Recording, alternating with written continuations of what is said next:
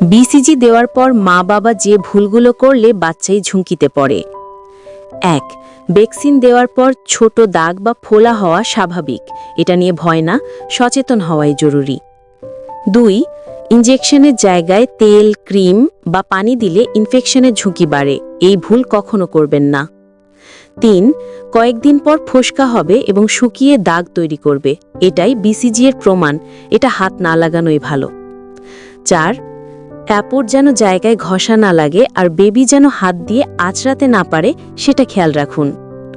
5. ফোসকা ফেটে পুঁজ বের হলেও মুছবেন না, শুধু পরিষ্কার ও শুকনো রাখতে হবে। 6. হালকা জ্বর বা অস্থিরতা হলে কুসুম গরম পানি দিয়ে স্পঞ্জ করলেই বেবি আরাম পাবে। কিন্তু যদি বেশি ফোলা, অতিরিক্ত পুঁজ বা উজ্জ্বল লাল ভাব দেখেন, অবিলম্বে ডাক্তার দেখান। 8. মনে রাখুন, সঠিক যত্নেই আপনার বাচ্চার টিবির ঝুঁকি থেকে নিরাপদ। এই ভিডিওটি সব মায়ের কাছে পৌঁছানো জরুরি।